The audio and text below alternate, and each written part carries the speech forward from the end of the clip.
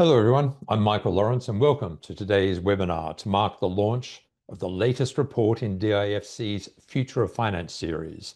It's titled Next Generation Financial Cities, New Models for Attracting Global Capital. Thank you all very much for being here. The report, the sixth in the series, is produced by DIFC in partnership with Asia House and explores how emerging financial hubs are redefining global finance.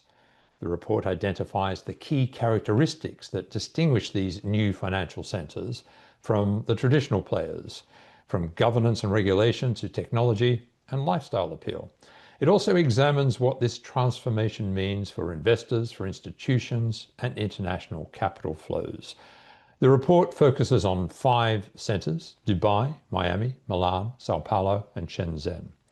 In a few moments, we'll brief you on the key findings of the report, after which we'll have a panel discussion with 4 leading experts to examine how these new centers are transforming global finance, how they're closing the gap with the traditional financial centers, and how these new hubs will develop in the years ahead. But first, to get us underway, it is my pleasure to invite Alya Zarouni, Chief Operating Officer at DIFC, to deliver the opening remarks. Alya, welcome. Thank you, Michael. Ladies and gentlemen, on behalf of the DIFC, it is a pleasure to welcome you to this webinar. Today, we are launching the 6th edition of DIFC's flagship Future of Finance report series. Through the series, we have explored key topics that are shaping global finance, from a comprehensive investment outlook and emerging opportunities in insurance to the rise of private capital, alternative investments, and the transformative role of AI in emerging technologies in finance. With this latest report, as Michael mentioned, we turn our attention to next generation financial cities. For decades, global finance was anchored in well-established centers such as New York, London, and Hong Kong. Yet today we are witnessing a profound shift. A new generation of financial hubs is emerging, cities that are leveraging technology, innovation, and capital and policy vision to attract capital, talent, and enterprise. The future of global finance will be shaped by cities that can best integrate the regional strengths with the global connectivity, that can foster dynamic ecosystems of innovation, and that can reimagine what it means to be a center of excellence and opportunity in an increasingly distributed world. I'm delighted to see that Dubai, supported by DIFC initiatives, stands out as a broad and a deep financial center, continuing to set the benchmark for the region and other emerging hubs. We're honored today to have with us leading voices from the Institute of International Finance, the World Alliance of International Financial Center, the ZDN Group, and the DIFC to explore these topics in more detail and depth. Before I end my short note, I just wanted to thank Asia House, our research partner, for their support and collaboration throughout this journey. Thank you and welcome once again. Alya, thank you very much. Wonderful working with DIFC. And now for a briefing on the key findings of the report, I'll hand over to Alana Lee, Asia House's Middle East Associate. Alana. The global map of finance is shifting in profound ways. Established hubs such as London, New York, and Hong Kong remain dominant, but they are under pressure. From rising costs and aging infrastructure to political and regulatory uncertainties. A new generation of hubs is closing the gap. Cities including Dubai, Miami, Milan, Sao Paulo, and Shenzhen are advancing rapidly. Not by replicating traditional models, but by leveraging their distinctive qualities to attract global capital flows. Agility, reform, and the ability to align local strengths with global standards. The report identifies 4 qualities that, when combined, determine success for these next generation hubs. Talent, attracting international professionals through quality of life, tax benefits, and visa programs, while developing strong local talent pipelines. Financial infrastructure and adaptability, building deep markets, the presence of multinational companies, and enabling digitalization and new technologies. regulation, and governance, establishing predictable frameworks that provide legal certainty and investor protection while remaining flexible enough to foster innovation. And finally, connectivity. Next generation financial hubs are global, leveraging air routes and digital technologies to plug into the global economy. Dubai, in particular, stands out in combining these key qualities, elevating its position in the international market. The report looks at several other emerging hubs. For example, Shenzhen as a hub for tech-driven finance, from digital assets to AI-enabled financial services. And Milan, which is establishing itself as a rising wealth and investment hub in Europe through strategic reforms. The map of global finance is becoming increasingly distributed and interconnected. We're seeing a new model emerge. Rather than one or two dominant centers, we're moving into a more multipolar network of hubs, each contributing its own strengths to the global economy. To be clear, emerging hubs aren't replacing established ones, but they are providing investors with greater options and opportunities in an increasingly fragmented world. What's our key finding? Our key finding is that next generation financial cities will redefine competitiveness. Those which effectively combine talent, financial infrastructure, governance, and connectivity can project influence globally and define the future of finance. Back to you, Michael. Alana, thanks very much. Now, please join me in welcoming our panelists, Dr. Jochen Biedermann, Managing Director, World Alliance of International Financial Centers, Professor Michael Mainelli, Chairman, Zarouni Group and President of the London Chamber of Commerce and Industry, Wolfgang Engel, General Manager and Chief Representative, Institute of International Finance, Middle East and Africa, and Salman Jaffrey, Chief Business Development Officer at DIFC. Thank you all very much for joining us. Dr. Biedermann, if I may start with you. The Global Financial Centers Index, which is quoted widely in the report, shows that emerging hubs, including Dubai, are rapidly closing the gap with established hubs. What are the most important drivers behind this? And importantly, do you see this trend continuing? Definitely. While, of course, the Global Financial Center Index, with all due respect to you, Professor Mainelli, is one view on financial centers. There are different views. We have just started work on the impact of financial centers. So, and to what extent financial centers contribute first to the domestic economy, but also internationally. But definitely we see emerging markets catching up. You have mentioned in your report a few of them, looked at a few of them. Let me, for instance, also highlight the ASEAN financial centers. I'm just coming back from Vietnam, which is rapidly catching up. So we will see a totally different world of financial centers in 2035, I would say. Interesting. Professor Mainelli, are we going to look at a completely different structure in financial hubs? And how are the existing traditional centers, London, New York, and Hong Kong, remaining resilient? What are they doing?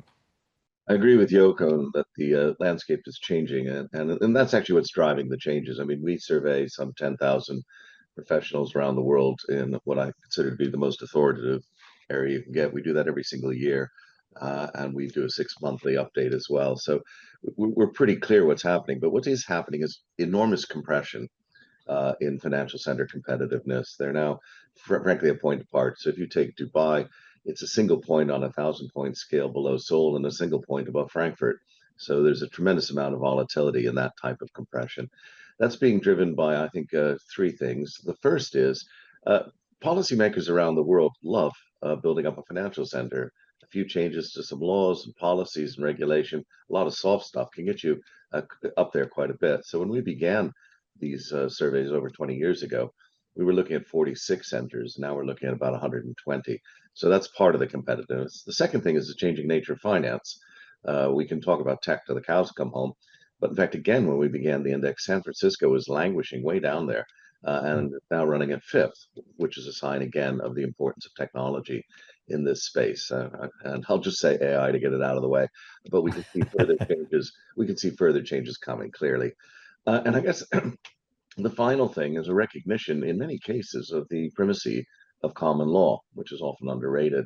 And in fact, both Dubai back in 2004 from memory and Abu Dhabi in 2009, if I got it right, something like that, both adopted common law centers. And we're seeing that as being discussed in Vietnam, which I'm also back from. It's being discussed in Korea. So a lot of people are talking about the establishment of common law, which gives you a great open international framework to transact business. So I'm going to come to you on that because it is, the common law component of DIFC in Dubai is a huge competitive advantage over some others, is it not? And has been one of the reasons why it has leapt in the ratings. I think it's up to number 11 or something in the index now.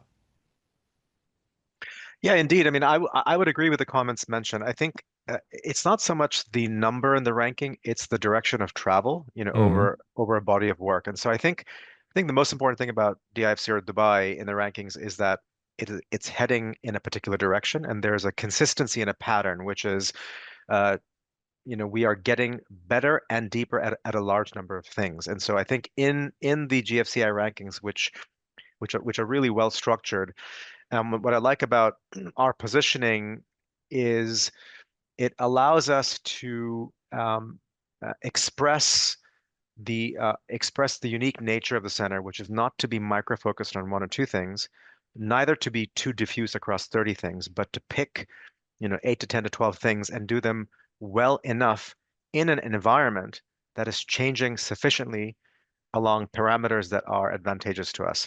To the point of English common law, I think common law is a necessary but not sufficient condition. I think it provides the baseline to be able to transact, and I think then you need, as all successful centers do, other vehicles for such as arbitration and dispute resolution. So it's not sufficient just to have, clarity and precedent-oriented legal system, but then there has to be the mechanics for actually fixing things that get wrong have to be there. So that's worked really well for us along the way. If I could add one more point.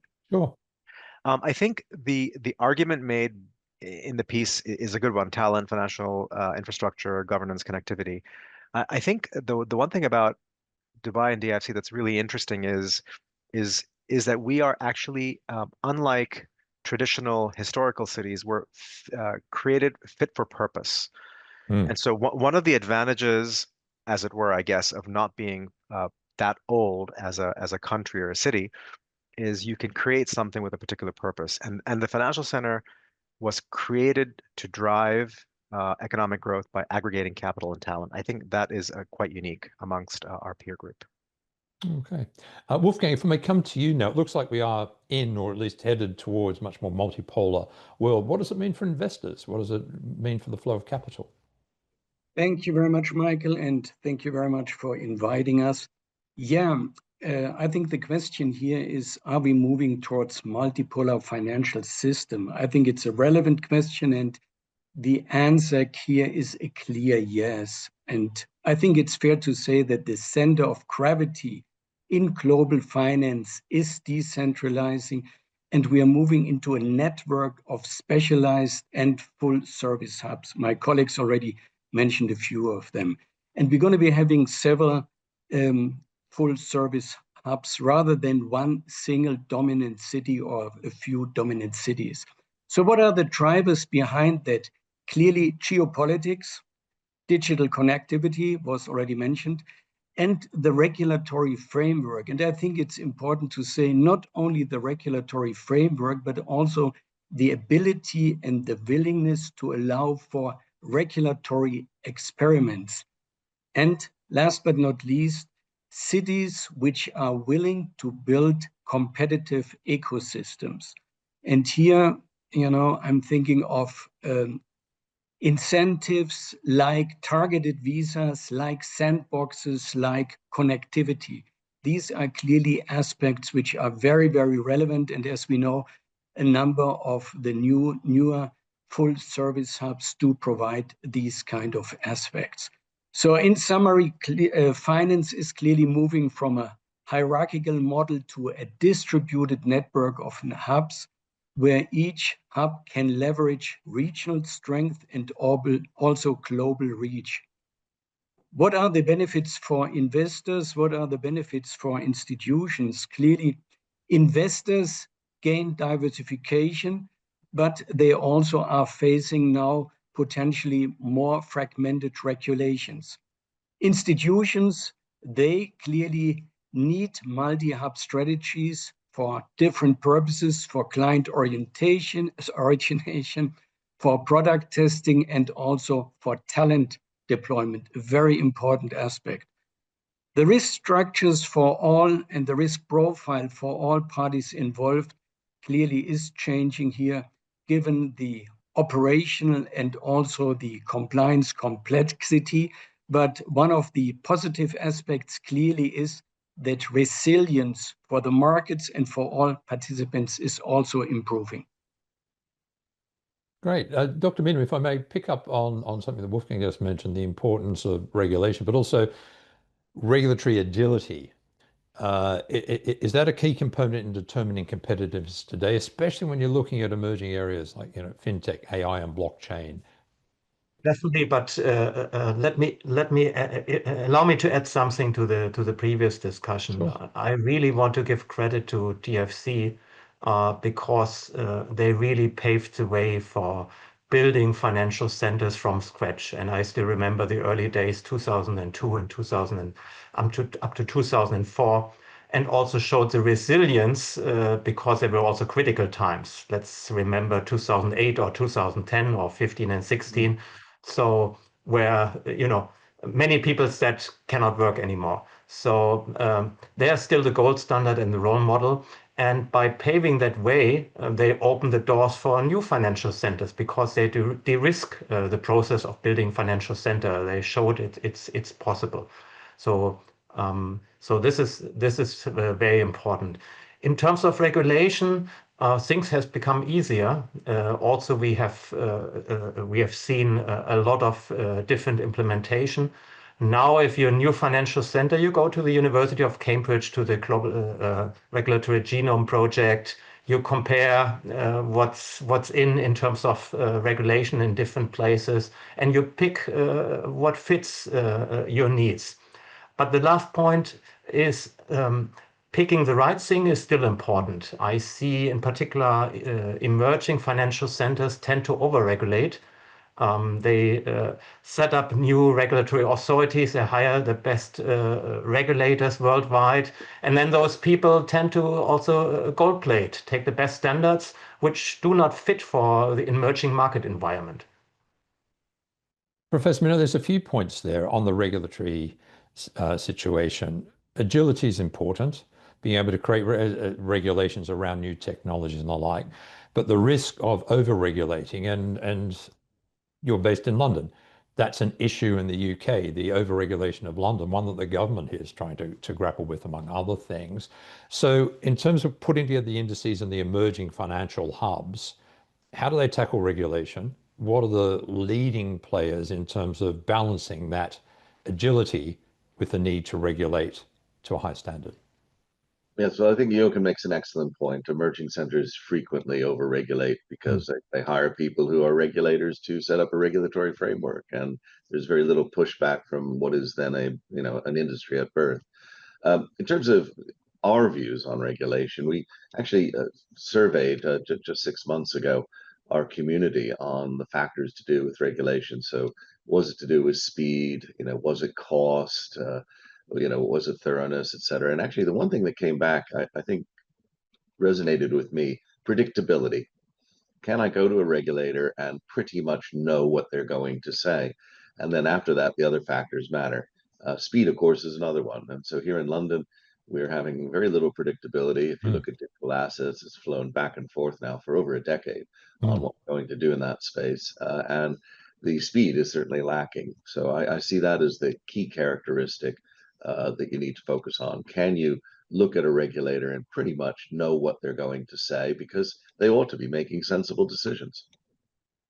So, I mean, this in Dubai, this is the case, is it not, that there's predictability around regulation, but there's also communication, discussion with businesses involved, with the financial sector. So it's more a collaborative approach. Is that one of the advantages of Dubai? Yeah, I'd say naturally I agree with what's been said. I mean, regulations need to be transparent. How they are developed needs to be understood, and they need to be socialized with ultimately the community of users who are going to be impacted by them. But that being said, it's very interesting.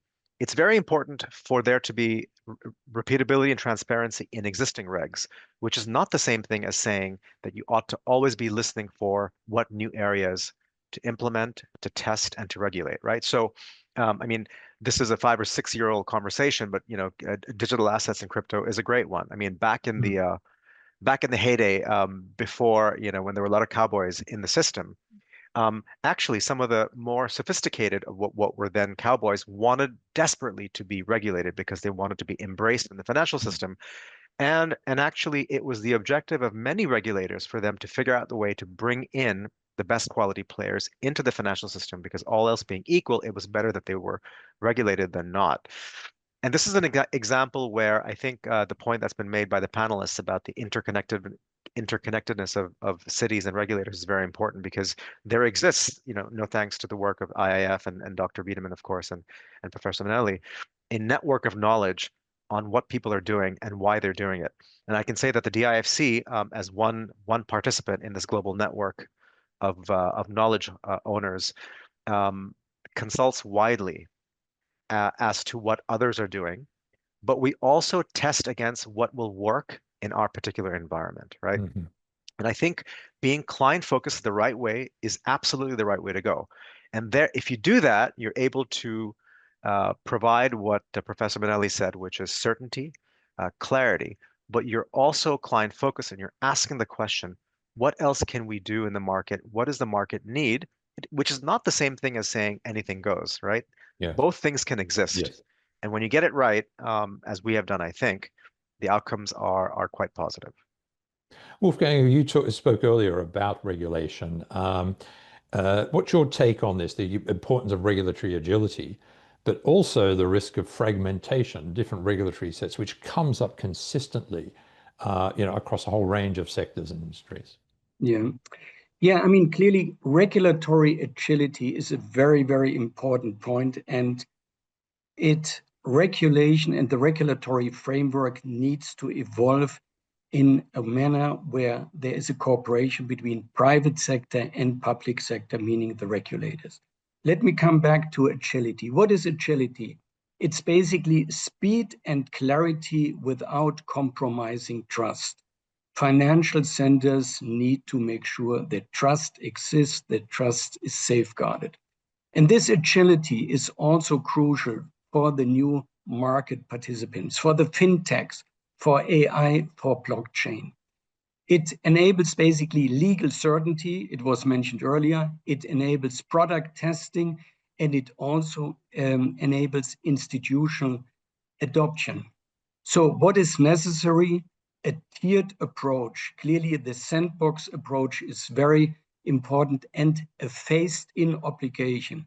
One of the panelists earlier mentioned the one-size-fits-all approach. That is clearly counterproductive.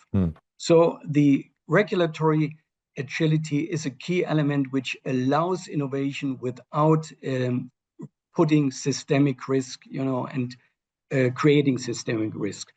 What kind of good examples do we have? Clearly, a number of financial centers which have established fintech sandboxes. And these sandboxes, they have basically attracted regional and also global standards with very clear, precise entry roles. We have Singapore as another good example with their AI governance framework. This encourages responsible AI adoption while maintaining investor confidence. Once again, investor confidence, trust, these things come together. So I think in a nutshell, it's fair to say that regulatory agility is now a competitive asset. It doesn't mean lax rule just for the sake of being able to compete. It means clear, proportionate, and I repeat, proportionate and adaptive frameworks that reduce the time to market while protecting trust. And here I repeat myself. And earlier it was already mentioned, it is important to reduce speed to market, to also improve the quality of capital attracted. One should not underestimate this aspect. And also risk management-wise, the agility also means good governance of the new risks, of tech risks. These aspects all need to be addressed and successful hubs basically provided. Professor Mainelli, Wolfgang just mentioned tech risks. I think you were the first in the conversation to say AI. So I'll come to you. Digital transformation, and AI in particular, how is that reshaping global finance? Well, I don't believe we're actually as yet seeing the effects, but certainly it looms large in everyone's plans. And candidly, what people are talking about, not least the head of a major bank I had a meeting with yesterday, is huge cuts in staffing numbers. He was actually looking at something like 1 in 20 remaining. Now, whether you consider that realistic or not, nevertheless, that's the kind of thing that's going on in people's heads.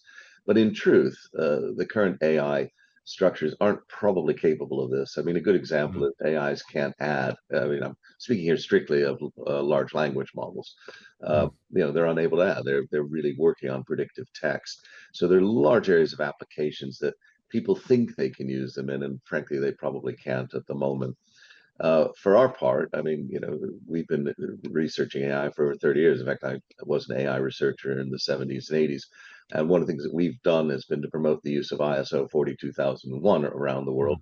I'm very pleased to have lobbied last year in Singapore, Japan, China, etc. And we now have something like 70 nations participating in something we created last year called the AI Quality Infrastructure Consortium, which is based out of Barcelona. And I'm pleased that we finally got, in fact, the UK to join that as sort of the 70th nation, which is a little bit embarrassing on the home ground. But that is promoting the use of 42001, and that's in the UK's trust assurance framework. Interestingly, the International Corporate Governance Network, $33 trillion of that, about half of it, about a sixth of global assets, has signed something called the Coffee House Consensus, which does the same thing. It basically says we will invest in countries and in companies which use 42001 as their regulatory structure. So I'm hoping for great interoperability there. But the one problem we face is the legislation that's going around. Europe is pretty sensible, despite what people say. China is pretty sensible. So the United States is fragmenting into huge numbers of separate regulatory frameworks for AI. And that could truly, truly impede our ability to cross borders, particularly as they define AI as effectively all of computing. So if you're sending a statement to somebody, you're using a chatbot, you're just doing some portfolio balancing. Those are all technically AI under almost all of the US legislation. Interesting. Dr. Biedermann, the same question to you. The digitalization and AI reshaping finance, but also please if you could touch on this regulatory fragmentation, which seems to be an impediment to the sorts of changes that it may bring. First and foremost, my strong belief is AI will lead to a really dramatic shift in the financial system. Financial centers will look differently. We already see a glimpse of it. Agentic AI is accelerating the development, and now it also covers really high-touch business. I've seen the first solution of agentic AI covering investment banking, corporate finance, and so on. It's not that junior stuff, right? So where you just bring more efficiency into standard processes within banks and financial institutions, but it's really moving up. I cannot imagine how the world will look like in 10 years. It will also, from my point of view, remove in capital markets a so-called uninformed order flow, because even the smallest retail investor will have access to AI solution, real-time data, and almost the same solution as all the investors. I've just concluded a benchmarking study among 10 financial centers on the AI capabilities, and it's interesting to see the size of investments it's not only AI data centers and their investments in billions of US dollars, but also large-scale conferences with 10, 20,000 people attending, subsidizes of the government into AI startups, in particular also in the financial industry.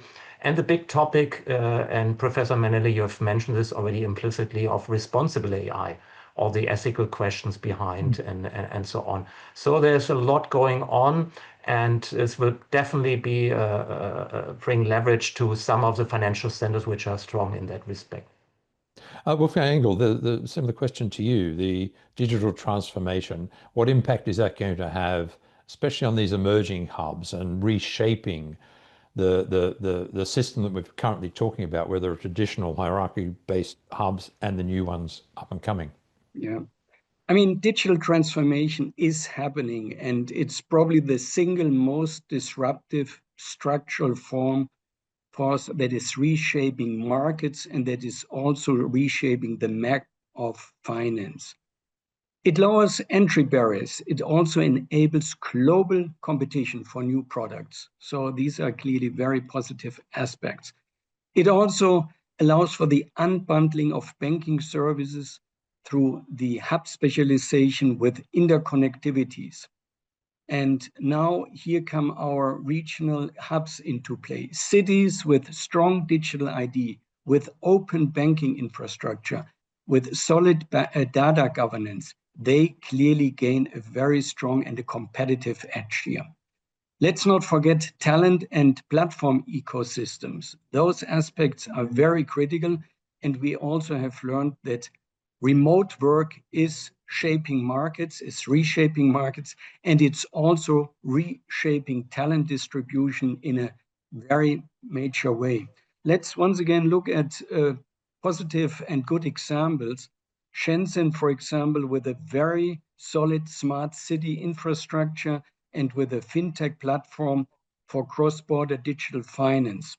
Dubai, on the other side, has solid digital IDs in place, cross-border links, payment links that facilitate international onboarding and also massive financial transactions. So digital transformation, in a nutshell, it changes who can compete and how value is created. Simon, can I get your take on DIFC in Dubai and how it's embracing digital transformation and AI, and how you see that playing out? Yeah, I mean, let me break my answer up into maybe two parts. I mean, on AI, I think everything salient has been mentioned by the panelists. I'll say four quick things. Number one is in our capacity as a city and as a financial center, I think we're probably a good example of driving intent through policy and through the establishment of structure. So probably the first, probably still the only, or definitely the first country to have a ministry devoted to AI, and that was I think 6-7 years old. In of itself, what does that mean? Well, we can break that down, but in of itself, it at least communicates intent, and I think that's very important. I think number two, as a financial center, we're in the enablement business, and so we've invested a fair amount in developing legal and regulatory product that enables actually clients from all over the world set up shop in a working capital efficient way. And so you might be wondering, that's not particularly, sophisticated, but actually, if you think about it, we are not constrained by some of the geopolitics in terms of getting talent here.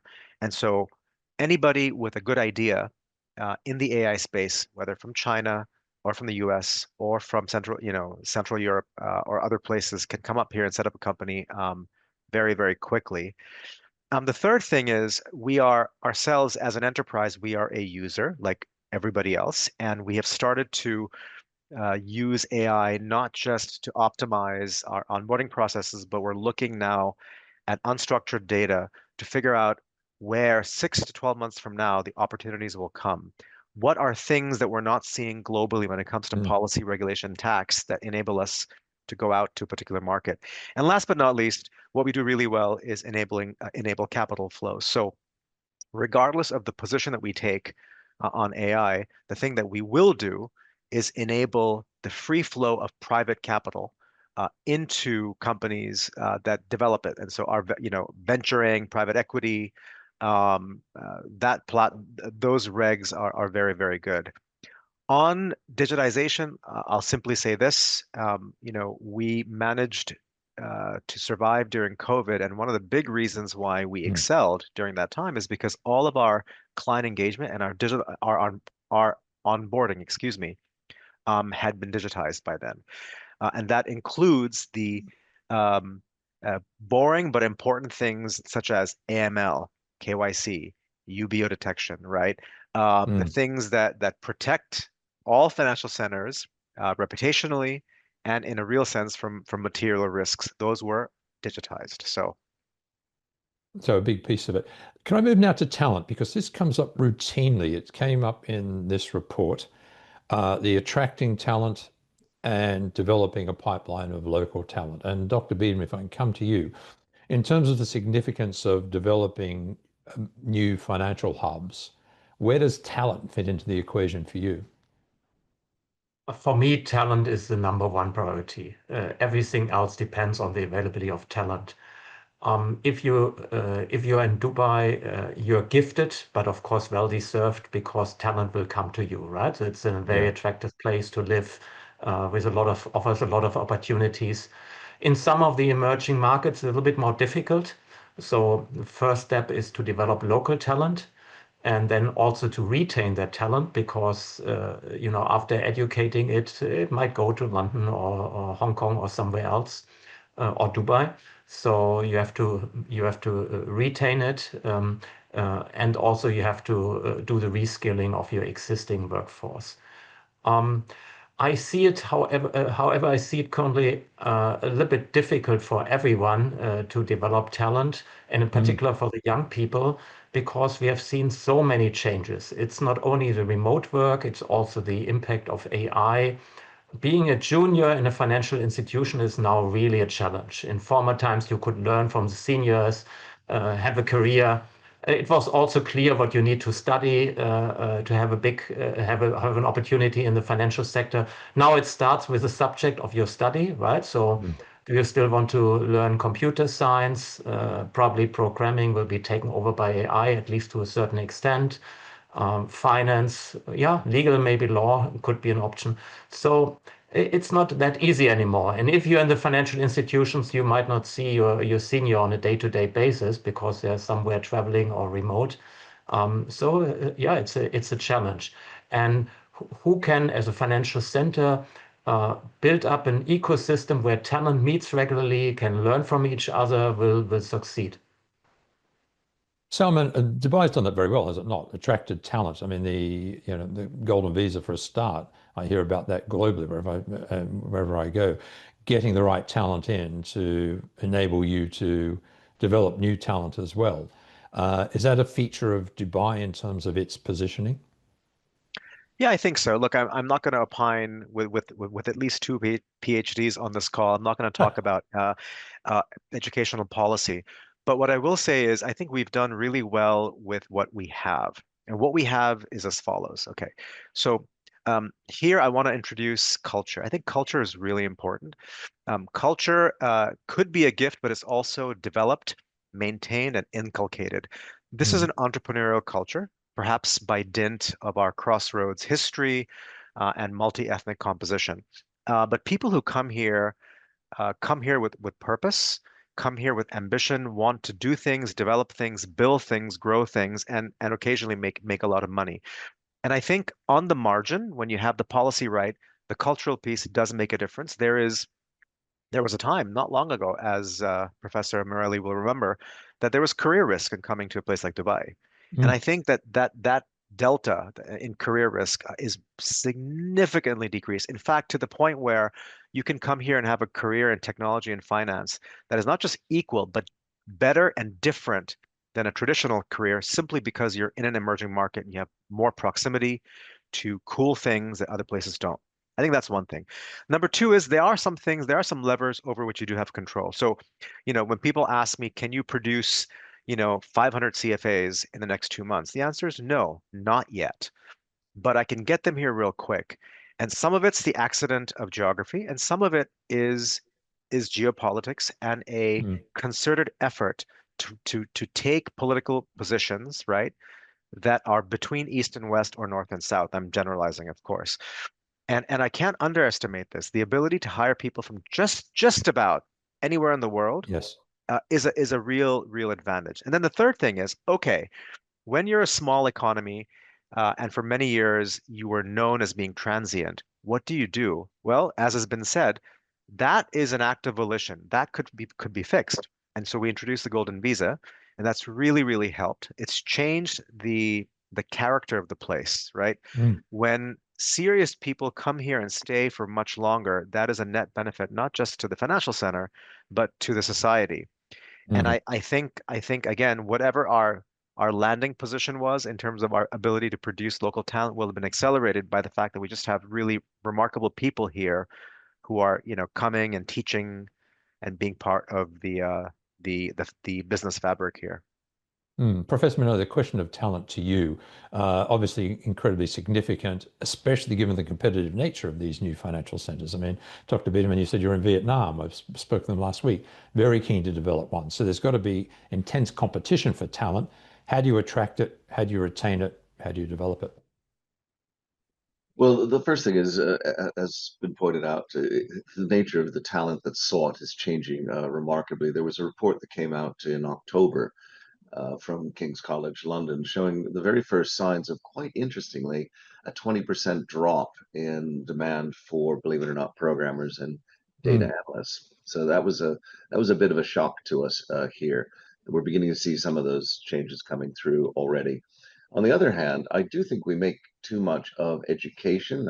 Sorry about the PhD, but my degree is in statistics, my doctorate's in statistics, and we have seen a huge demand finally for statisticians.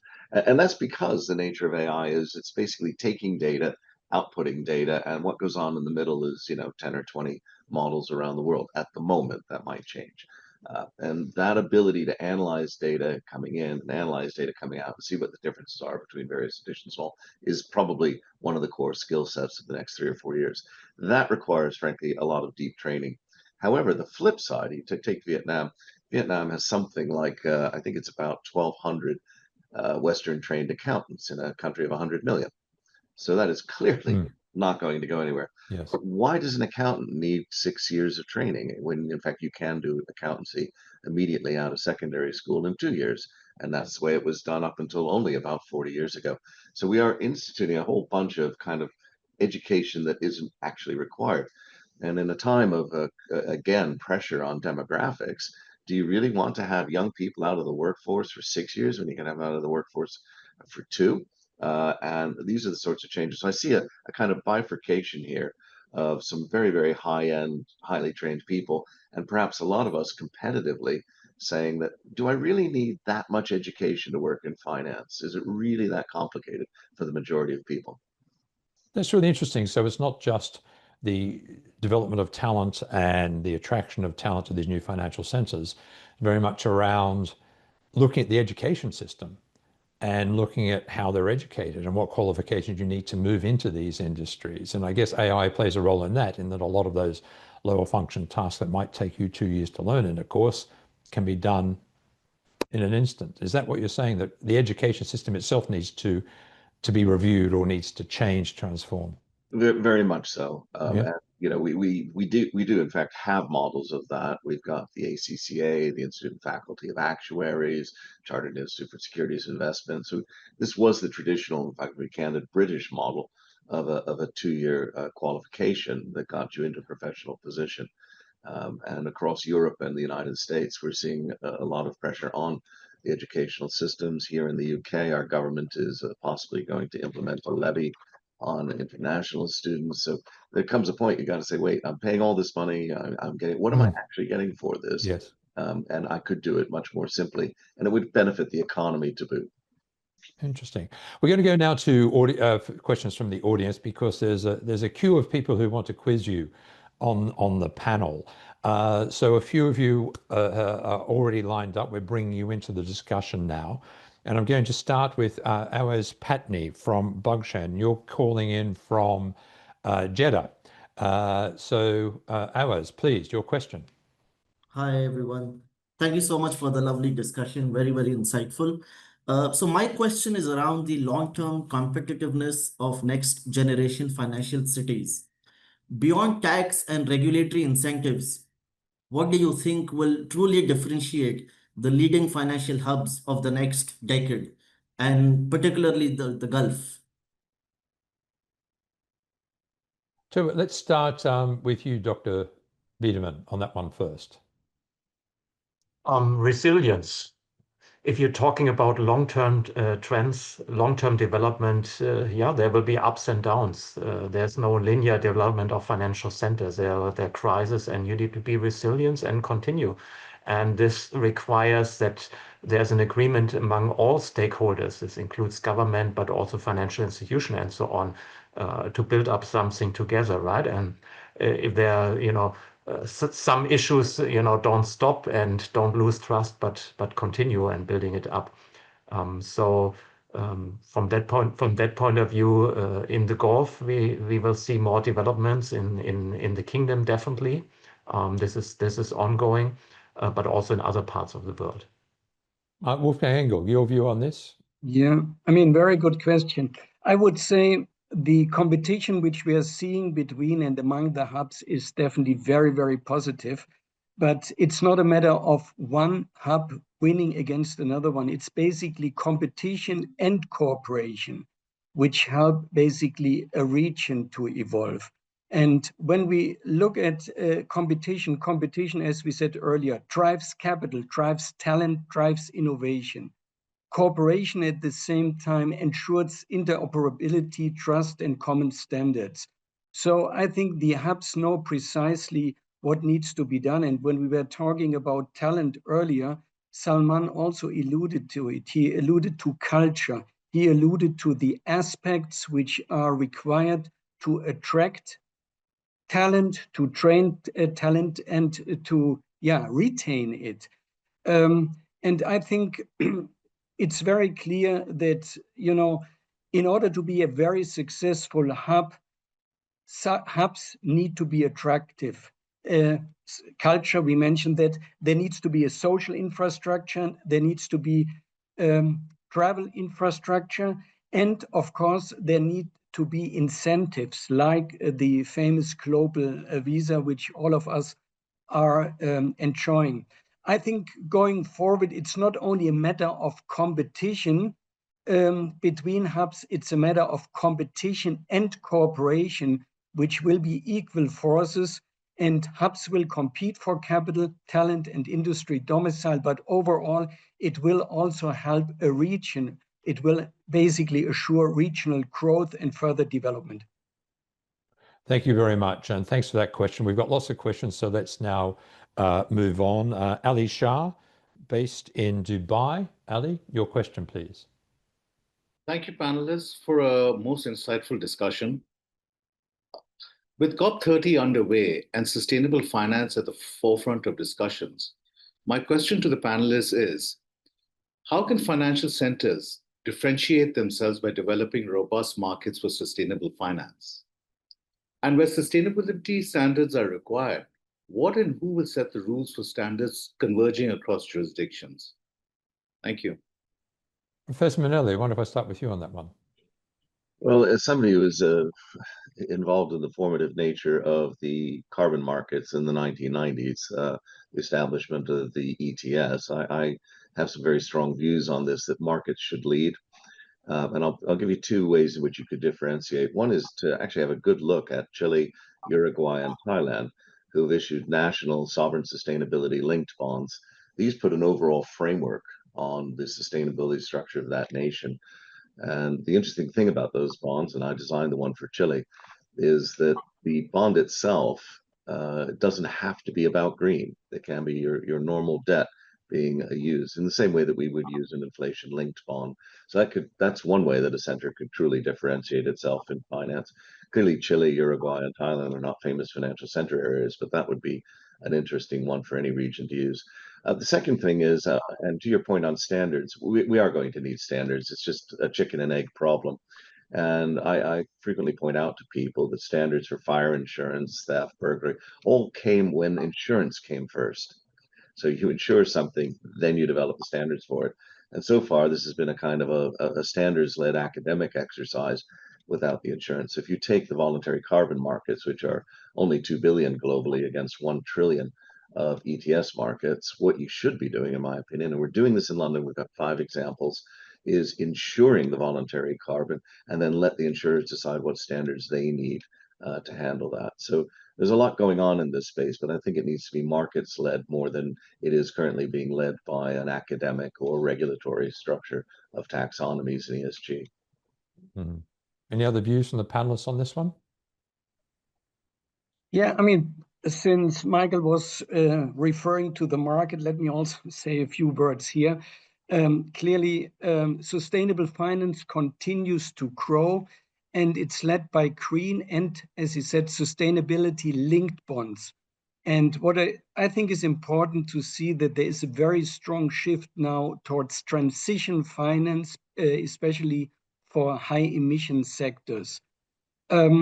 What is also noticeable, we have rising regulatory scrutiny on disclosure and anti-greenwashing. The challenges were mentioned, and here we need to also say the fragmented taxonomies and the lack of sustainability standards across regions. And then, of course, also weak and inconsistent ESG and climate data. So what are now the positive aspects? What are the opportunities? Clearly, we see convergence around the ISSB and the interoperability efforts. There is, as I said, growing demand for transition-linked bond. And there is clearly demand for transition bonds, for sustainability-linked loans, and also for sectorial transition frameworks, steel, cement, etc., etc. Blended finance, risk mitigation tools are unlocking what's probably needed most, emerging market capital flows. And last but not least, digital tools and AI. AI is helping to improve traceability. Digital tools are helping to improve reporting and also climate risk analysis. And as Salman was already saying earlier, several financial centers focus on this trend and take advantage of it, and it will clearly be one of the strong growth factors. Thanks very much. Lots of questions. Let's move on now. Hiromitsu Yoshizawa from SMBC. You're coming out of London, I think, today. Yeah, so please, your question. Thank you very much. Thank you for panelists for the insightful discussions. My question is, not only Middle East, but also Africa, India, and Asia are being projected to be among the fastest growing regions over the next decades. How do you see the development of DIFC shaping not only Dubai's position, but also the broader financial ecosystems across the high growth markets? In particular, what role can DIFC play in facilitating capital flows, strengthening financial infrastructure, and supporting international firms expanding into these regions? Thank you. Salman, that one for you. Yeah, thank you for the question. So I think I'd say that the first thing I'd say is that it's already happening. And this is manifest in traditional finance. It is already a 20-year-old story where you have regional and global financial institutions, wholesale primarily, running books out of the DIFC, covering these very markets. And by covering, I mean not just housing senior bankers who cover those regions, but also writing assets from here into those markets, for all the reasons that I think people understand the DIFC to be. So I think that story is underway. I think where we need to do a bit more work is perhaps on capital markets and on the buy side.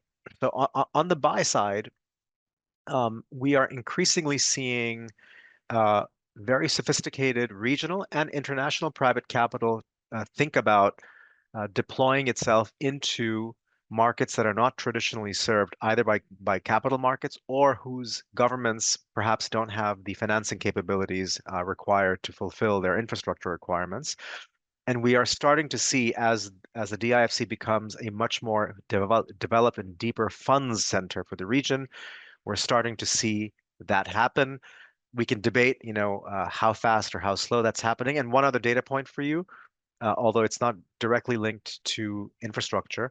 But please note that over 10,500 funds get distributed from the DIFC into the region and to the world. So this idea of intermediation on the buy side, off balance sheet, is already well underway. The last thing I'd say, going back to what the panelists had talked about in terms of talent, it turns out that to develop markets, whether capital markets or to run operating companies in the region, guess what requires talent?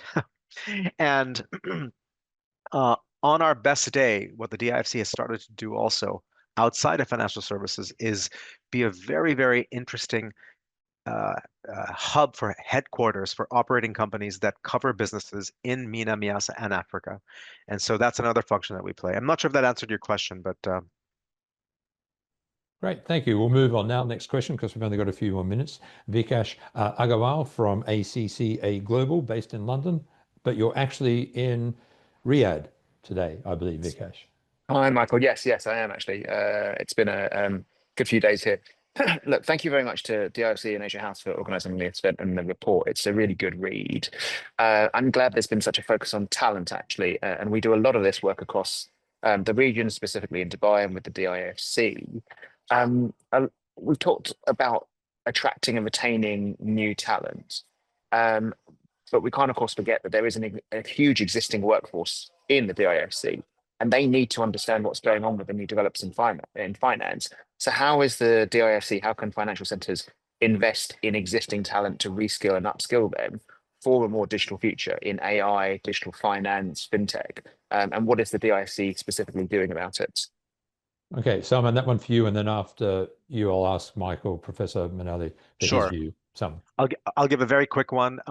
We invested about 15 years ago in something called the DIFC Academy. I think we've done well in our erstwhile traditional core areas, which are kind of law and finance, through continuing education programs for lawyers and for people in finance, as well as exec and full-time MBA programs. And those are actually pretty well known.